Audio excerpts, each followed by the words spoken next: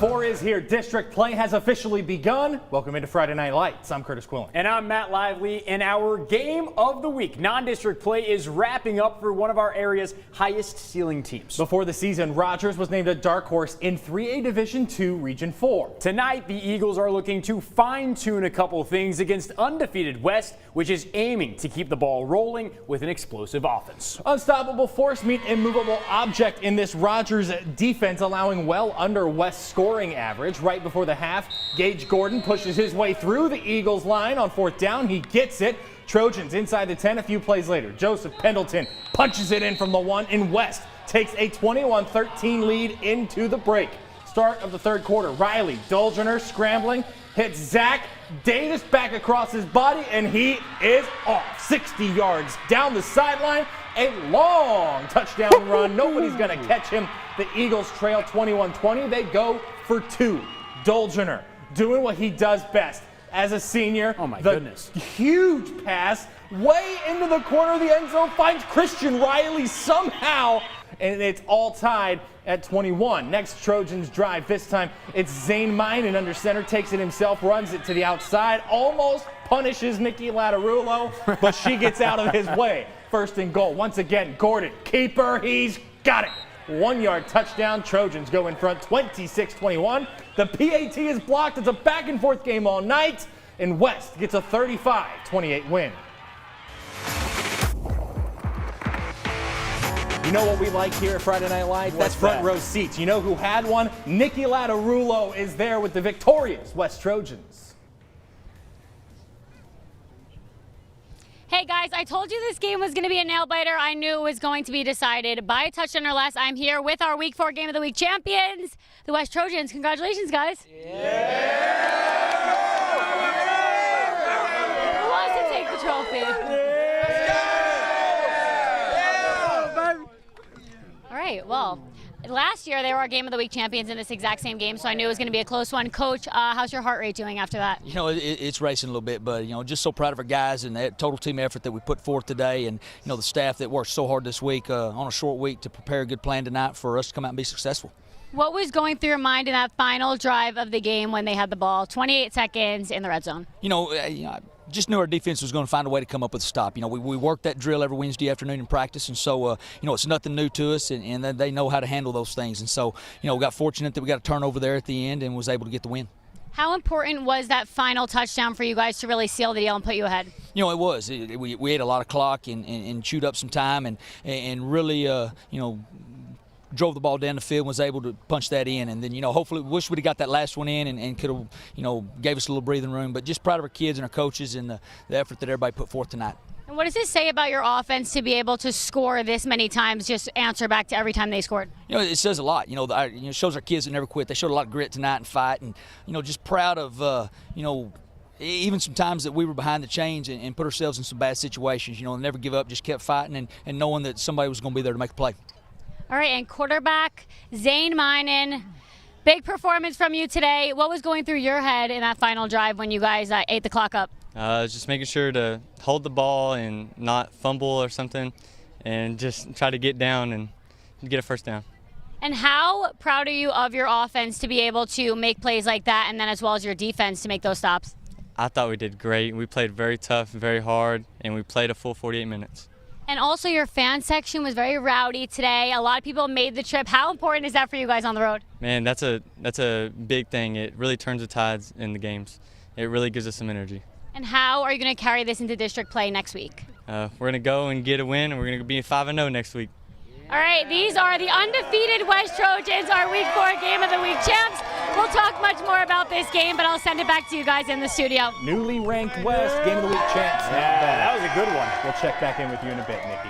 Surprise, surprise, the Mart Panthers enter Week 4 of the season 3-0, taking down 2 3A Division I teams and 2A Division I Flatonia last week. Tonight, the Panthers could take down a third 3-1 squad on the road with one final tune-up next week. The Panthers on the road for this one. The third time this season traveling north to face Whitney. Second quarter, Mark QB Tri Powell tries to connect with the receiver Dominic Medlock.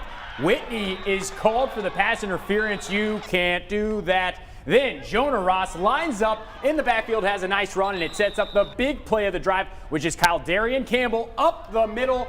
This one all the way in for the long touchdown. Mart would go up 20-2 late in the second quarter. They take the win against the Wildcats 49-13. Lorena, fresh off its first win, looking to wrap up non-district with another visiting Madisonville tonight. Jackson Generals, what a name, what a football name. Hands it off to Reed Mickna. That's the first score of the game, 7-0. Lorena, same duo, because Ray Biles knows if it ain't broke, you don't fix it. Generals tossing to his left, Mickna does the rest, just like that, 14-0 Lorena.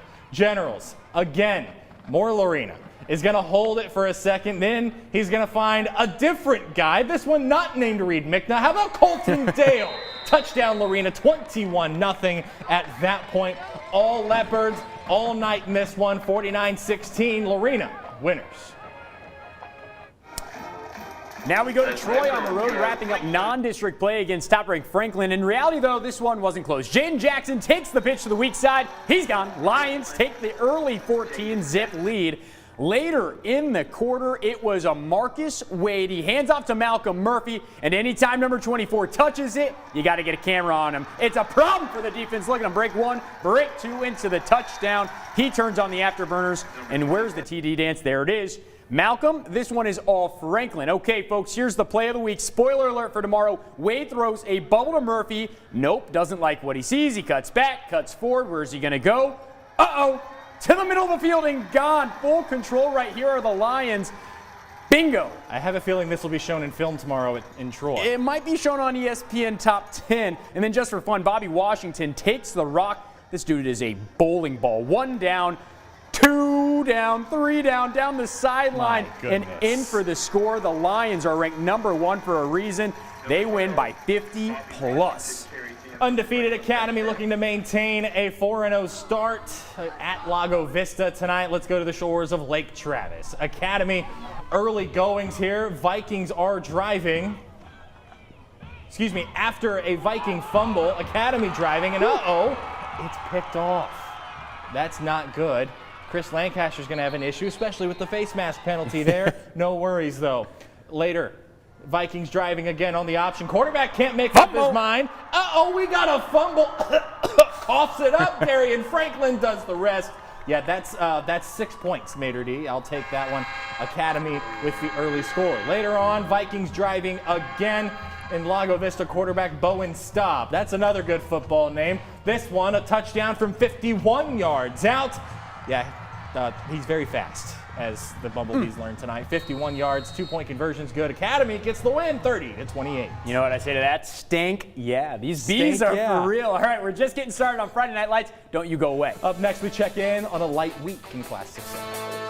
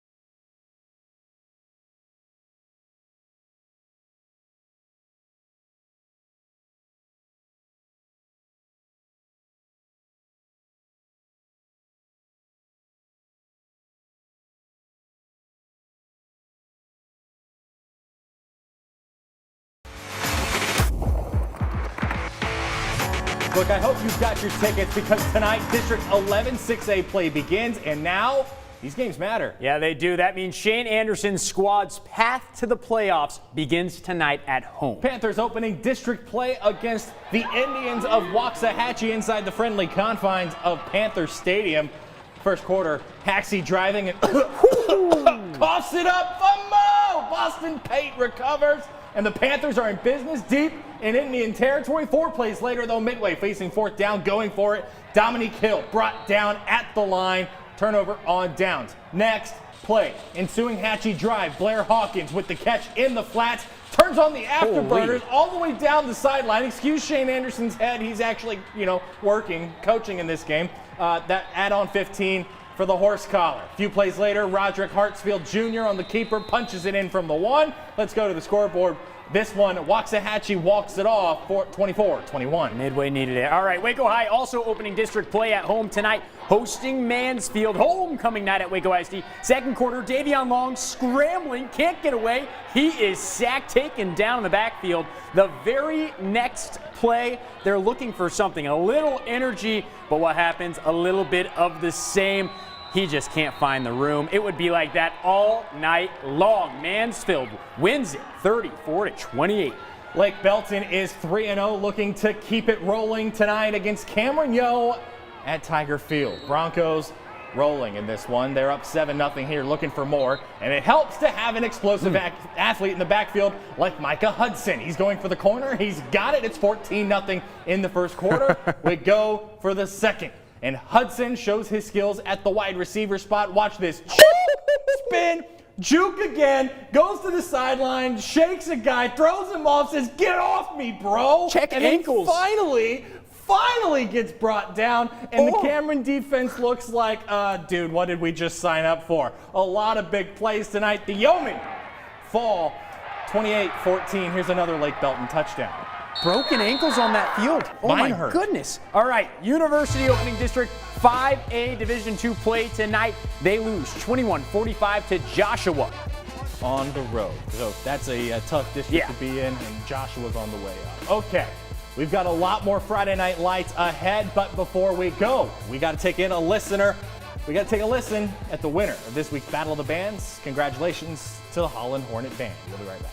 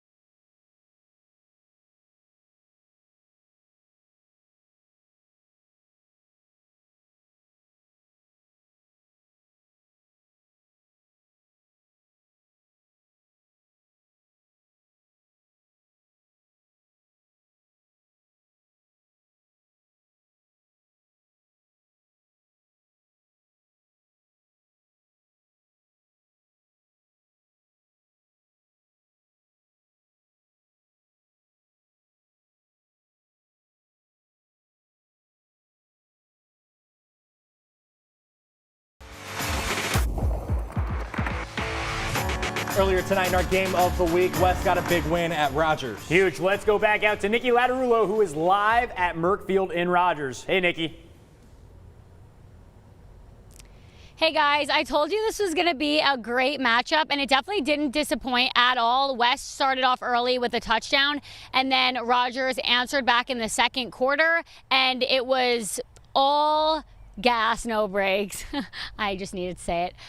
For the entire game, both teams back and forth, and then at the end, 28 seconds left, Rogers marched down the field with no timeouts and got into the red zone, but then it was a bad snap. They fumbled the ball. West recovered it, and that sealed the deal. But the touchdown West had in the fourth quarter, they chewed up a lot of time off the clock, and they ended up 35-28, and that really put them ahead, and there was only like 2 minutes left in the game.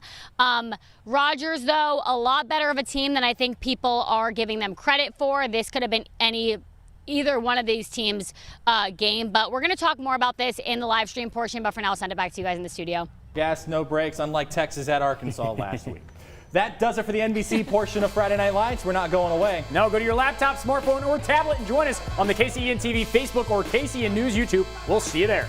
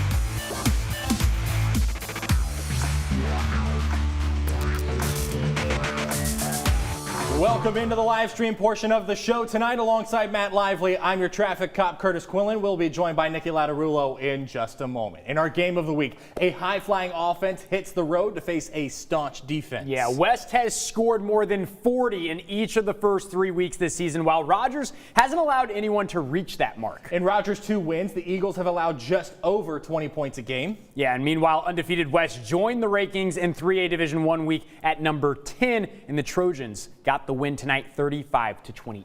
But let's show you how the action unfolded. Unstoppable force meet immovable object. The Rogers defense allowing about half of West's scoring average. Right before the half, Gage Gordon pushes his way through on 4th down, gets it for West. Inside the 10, a few plays later, it's Joseph Pendleton plunging into the end zone from the 1. 21-13 West at that point going into the half. Third quarter, Riley Dolgener throwing across his body to Zach Davis. And there's nothing in front of him except a whole lot of green and a whole lot of glory. And yeah, you ain't going to catch that guy. You can try, but he found the goal line first.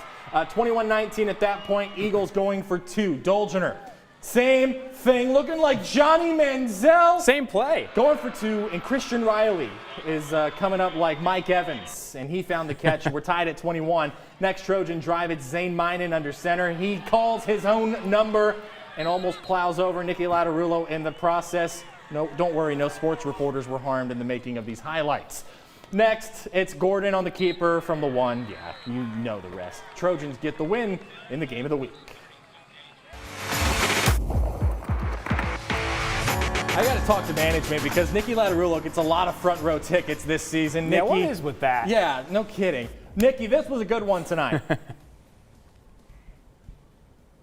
This was a good one. The lights are off, Yeah, the lights which means they're trying to kick us out, but it's fine. We're not going anywhere because we have a lot to talk about. We do. This game, I think this is the best game I've seen all season, and I think it's the best game that's happened so far in our area with 2 local teams playing each other.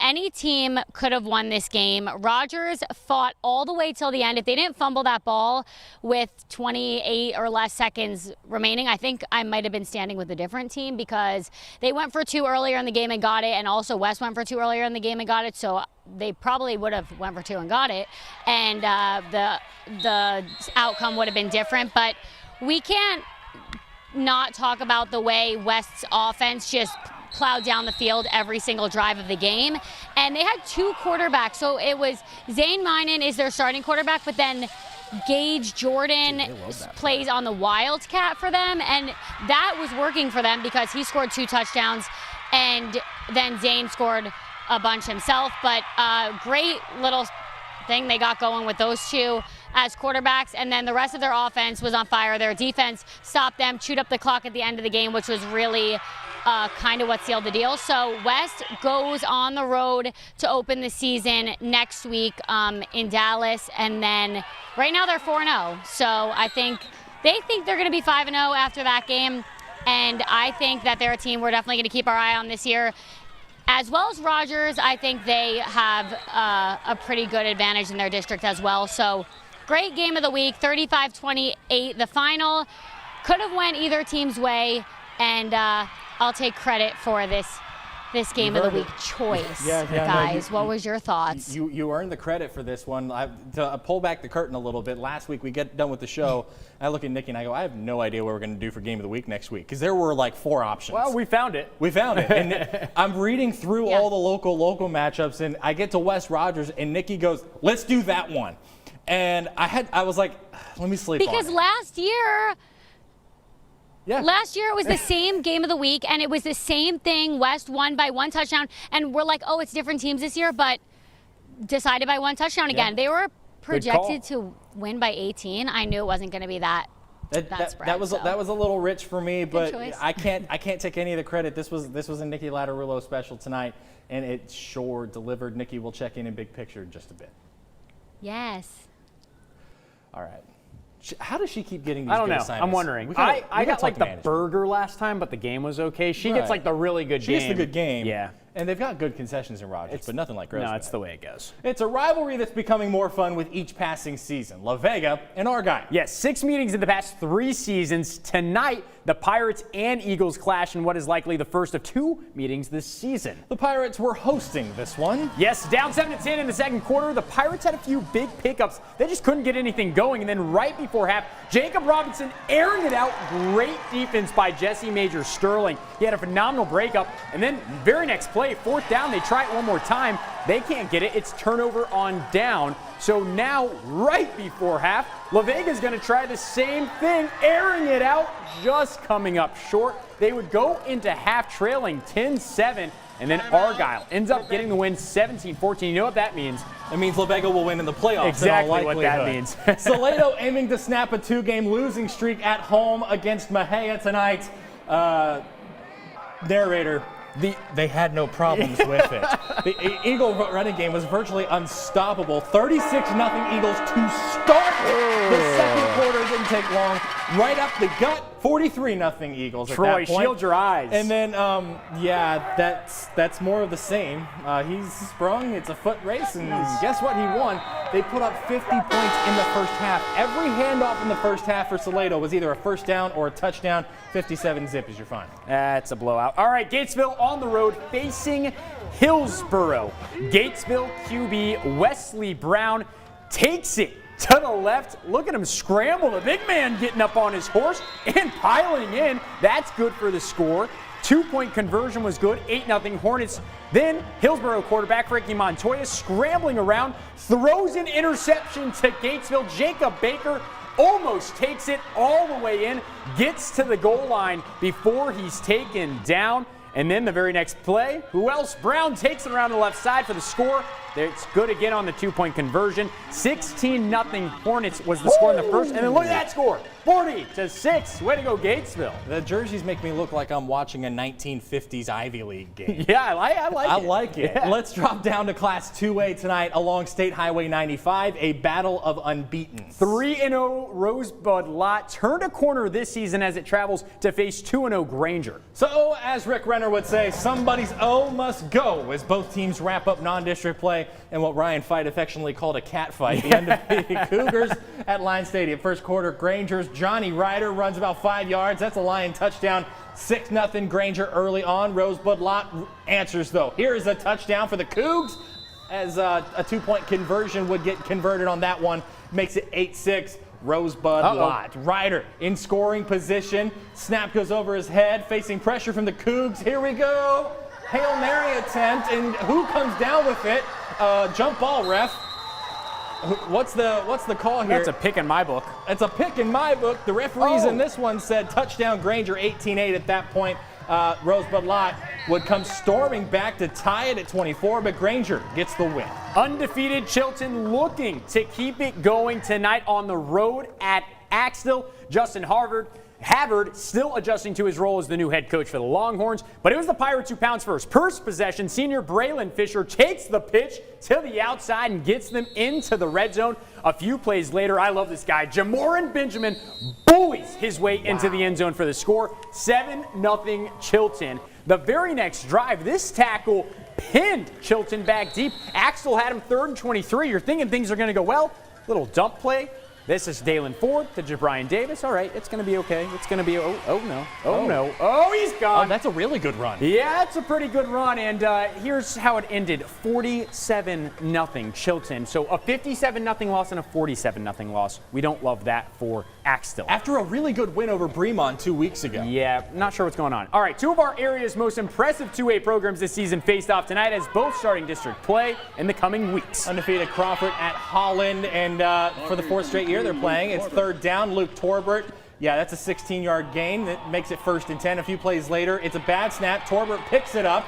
Dragged down. That's a big loss. A face mask penalty that sets the Pirates up 1st down. Next play. Torbert. More from him. Ben Baker gets the catch. That is a 1st down, and the Pirates are in the red zone. Torbert again. I feel like we're going to say this guy's name a lot. That's a touchdown. Crawford on the board, and they would get the win in this one, 31-6. They're rolling. Bartlett has multiple wins for the first time since 2016. Looking to move to 3-0 on homecoming night and into district play. It was homecoming night, as I said, and look at this. Itasca Wampus Cats. Itasca up 16-0 in the second quarter, and it was just tack for tack. Look at the scramble here from State Tipton. Under heat, he gives an accidental toss, though, to Itasca's Willie Bible, who intercepts very holy right there. A few plays later, Itasca's Cade Lightly. He takes this a huge return, but then a few plays later, Lightly loses the ball. He's trying to scramble, and Bartlett defenders gets their ball back. Neither team score again in the first half, but Itasca wins it 24-6 over Bartlett. All right, are we going to Central Texas Christian School? Yes, we are. They're on the road facing Bryan Brazos Christian. Difference in this one early was Brazos Christian had Levi Hancock. Central Texas Christian did not. The A&M commit can do it all, folks. He's got the rocket right arm. He can run it too. The big fella gets a star play there. The next Brazos Christian possession, and it's Hancock calling his own name because if it ain't broke, what do we know? Don't fix it. And he dives toward the end zone. I've been paying He's attention. Got it. The ball pops loose. Zebra said he was in. 14-zip. Brazos at that point.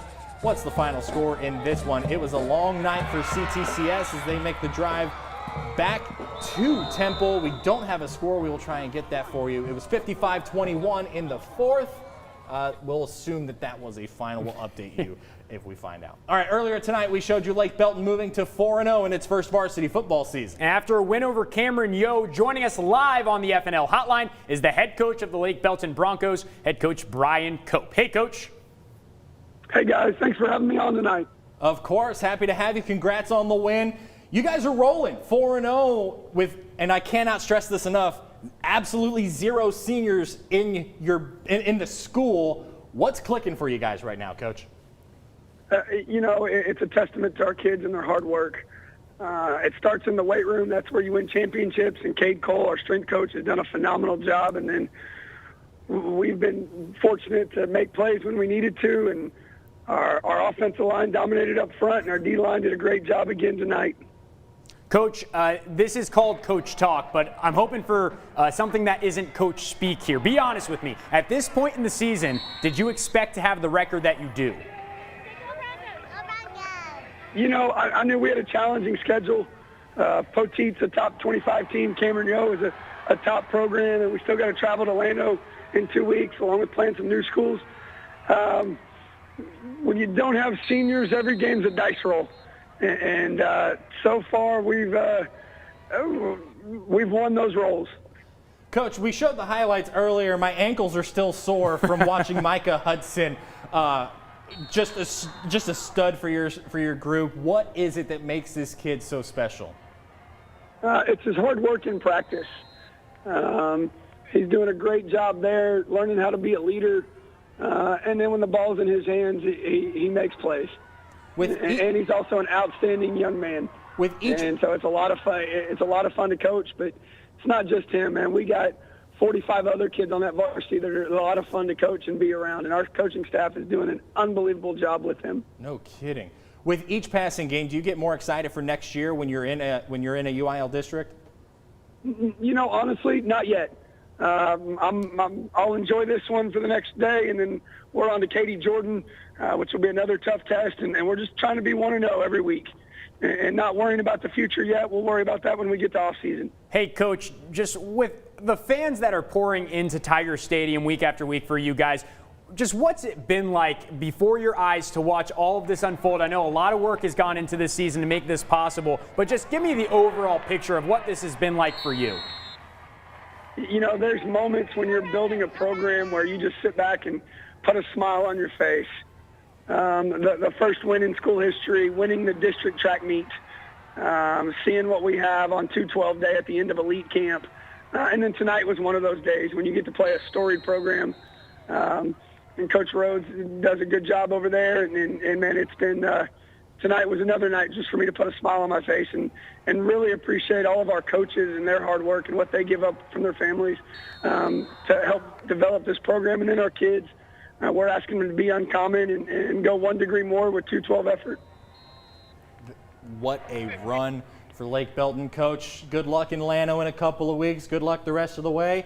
And we appreciate you taking some time out of your victory celebration tonight to join us here on Friday Night Lights. No problem. Thank you for having me, and we appreciate all that y'all do for high school football. Anytime, Coach. There he goes, Brian Cope, the head coach of the Lake Belton Broncos, the 4-0 Lake Belton Broncos. So impressive. It's so impressive. The teams they've taken down, he mentioned Poteet. They will play anybody, anywhere. Their home games are against teams from Central Texas. Yeah. Their road games at Fort Worth, Arlington Heights, and at Poteet. Where is Poteet? I can answer that. 30 minutes from where I grew up, southeast of San Antonio. That's a long ride on a yellow dog. You made fun of me last week because I was like, man, Academy drove an hour into Groesbeck. You're like, dude, an hour is not a long drive in Texas. Texas. All right, each and every week we spotlight one performer as our Gridiron Player of the Week. Matt, last week you went to a powerhouse in 4A. China Spring, don't mess around. They've been rolling, and one of the guys helping them along is just a sophomore with big shoes to fill. Oh, man, it's a blast, but, like I said, you got to move on to the next play and do it again. China Springs offense has had fun putting up points. A big key to that is running back Kyle Barton. He's always looking forward, never behind, even after a big run. Move on to the next play. Plays happen, do it again. Barton is just a sophomore, but he's playing like a vet. Incredible talent. He works hard Monday through Thursday. He does a phenomenal job, and then he goes out there and executes on Friday. So he's a great kid on and off the field. Head coach Brian Bell says he's been on the radar since he walked onto campus. Played half the year on the freshman team and then got moved up for the second half and was a starter on kick return, got some playing time here and there. And so he's been waiting on this moment for a long time, and he's making the most of it. Last week, he did just that, rushing for 146 yards and 3 scores on just 16 carries. Oh, it's crazy. I'm just watching. I'm like, I don't know if he needs me at this point. He's got it himself. The Cougars needed to fill the spot of Emmanuel Abdallah, their 2020 running back who now plays at Texas State. QB Major Bowden says Barton has done just that. He just step in there and just pick up right where Emmanuel left off. It's crazy. I'm sure I'm guessing they just think Emmanuel left and we're left with nobody, but we got him. So. But that hype hasn't gotten to the running back's head. He's just focused on growing yard by yard. I fight for yards, extra yards, and I know that I don't like to give up any yards. I get every yard I can. He's fighting for every single yard. Just a sophomore. Very impressive. Sophomore. Super impressive. Those are huge numbers. Those are Abdallah-esque numbers. And if that's where the China Spring run game is, they're not going to have any They're going to be okay. Other scores from around the area tonight. Let's start in Class 4A with said China Spring Cougars all over Lampasas 47-7. Yeah, what a win. Connolly puts up a good fight, ultimately falls 31-22 against Palestine. Then we got the Robinson Rockets. They can't get a win tonight. They lose to Fairfield on the road 30-16. And then Groesbeck bouncing back in a big way from last week's loss 47-7 over Palmer. T takes down Buffalo tonight 27-18. That's the Lions' first win this season. And McGregor takes down Clifton. Clifton a surprising 0-4 to start the year. No one saw that coming. All right, Bosqueville, big win over Riesel 40-12. And the Marlin Bulldogs getting edged out by Lexington 33-21. Lexington seeming to find its way. Valley Mills pushes the Jaggers of Hubbard to the brink 42-14, the final there. Bruce Villetti gets its first win of the Jeff Nooner era 14-12 over Leon. Defense in that one. Meridian Yellow Jackets can't get it done against Moody, a 52-6 win for the Bearcats, and then a 49-0 win for Thorndale over Milano. Let's go to Bremond bouncing back 40-26, taking down Dawson, and Jonesboro all over. I cannot explain how good of a win that is. Jonesboro 45's the Blum Bobcats tonight. Big time win. Bishop Riker, we don't have that score for you yet, but the Vanguard Vikings, we do know they won 52-0 over Golson. That looks like Riker's season opener was canceled. District opener was canceled. That's right. That's an interesting twist there. Methodist Children's home blanks Parkview tonight 50-0, and Holy Trinity falls at home 66-60. Hope you bet the over in that one. My goodness, 126 points. I love six-man football. For real. Let's bring Nicky Lattarulo back into the fold and break it all down. Big picture for us tonight. Nicky, let's start with the game of the week. Obviously, we're buying stock in whichever one of these teams we can get, right? Yeah.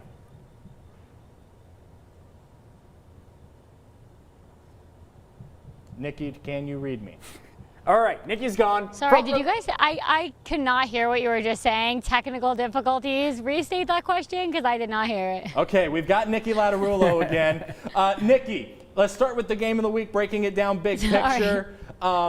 Which team are you more impressed with in this game? I mean, I feel pretty impressed with Rogers coming out of a loss, but man, this West team is legit. I do feel like Rogers is good, but I would take West again if they played this matchup. West just looks so complete on both sides of the ball. Rogers is still young on defense, so you could kind of tell, like, they gave up a lot of big plays to West's offense that they could have stopped, like a lot of breakaway runs that went like 70 yards. So West just looks more complete on both sides of the ball. We'll see how they are in district, but they're in a district with teams that are out of our area, so they're not teams we really know about that we could be like, okay, I think they're going to win out their district. But I wouldn't count out Rogers, but West I would take again. Like I said, they looked really good. Like they looked like they had no missteps at all throughout that whole game. Okay. So a question for both of you. So the 2 games that I went and shot tonight. Yes. Were the 2 District 11 6A openers, Midway hosting Waxahachie, Waco High hosting Mansfield. I get to Waco ISD Stadium. Mansfield's up 14-0. That's a 34-28 final. Waco High with a really good comeback in the second half. Just didn't have time because of the time of the show to be able to show you those highlights. Midway falls after taking the lead against Waxahachie.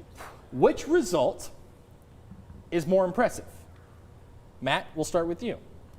Well, it's got to be Waco for me because you're almost a little disappointed in Midway. You're waiting for them to turn it on. Shane Anderson era, we've been talking about it a lot. Yeah. They had the lead there at the very end, and they let it slip. So I would say Waco actually making that comeback. You say you get there, it's 14-0. I'm okay with that outcome for them. And they've had a really tough schedule over the last 3 weeks. And I was talking to the radio guys, and Nikki, I want your input on this question as well. But the radio crew, including Tom Barfield, was like, yeah, no, they've taken a step every week. This is the best we've seen them play. Yeah. Nikki, which result of those 2 impresses you more? Waco High's almost comeback? I have to agree.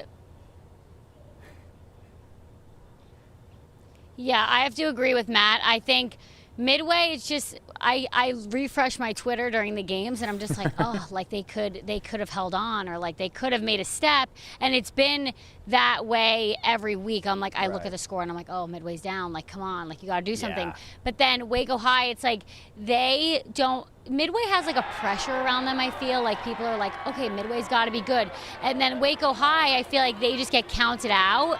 And now they have a new coach come in, and he's been in that district before. He knows what they're working with, and he knows how to prepare them for this tough district. And while they're not going to go 3-0 and right out of the gates be the best team that they've ever been, but he's doing something right that they made a comeback like that. And I'm interested to see Midway play Waco High. How will that game go? Which team is making the steps every week? Yeah, I got to say Waco High. Neither team won, but Waco High you look at and you're like, okay, I'm okay with that. Like they made a comeback, and then Midway they had the lead. It's like, come on, you gotta make that push at the end. Right, and Waxahachie lost an enormous senior class from a year ago. I mean, that was a playoff team last year because that district was intoxicated at most of the year. But this is a different Waxahachie team, and it's a different era at Midway. I'm curious to see what happens in the next couple of weeks. Did we see what we wanted out of La Vega, bouncing back from a loss at LBJ, and the way that the Pirates pushed Argyle tonight, controlling most of that game, keeping in mind Argyle brings a busload of kids back from a state championship team last year. Well, Argyle didn't just bring a busload of kids back from a state championship. It's almost like they had recruits on the sideline. Right. It looked like a college game when I got there. They brought their own signs. Darby Brown from Channel 10's like, do you see all the signs that they have over here? I'm like, yeah, I kind of felt like I was at an Argyle home game. I'll say this, La Vega really held their own. Their secondary, you see on this play right here, Jesse Major Sterling. He gets his hand in there. Really impressive stuff. I'm not concerned about La Vega. They just couldn't move the ball tonight. Nikki? I agree. My first game ever was La Vega and Argyle, and I was like, Exciting. is this team from our area? Like, why are there so many people here? The signs are up. But I agree, it's crazy. It's like a college game. I saw Argyle last year in the playoffs, and if they have those kids back, they're just a dangerous team regardless. I'm still not worried about La Vega, like I said last week. It's not something we're going to worry about, but I expect more out of them, I would say. All right, there wasn't a whole lot else to break down high school-wise. Let's end it with buy-sell on Baylor's game. Tomorrow, we're going to do college game day rules. I have a 10 a.m. flight to catch to get to this game. Buy and sell. What are we buying and selling for the Bears? I am buying their run game. It is legit. Outside of that, not much. They're playing Kansas. Let's not overreact. That's true. Nikki?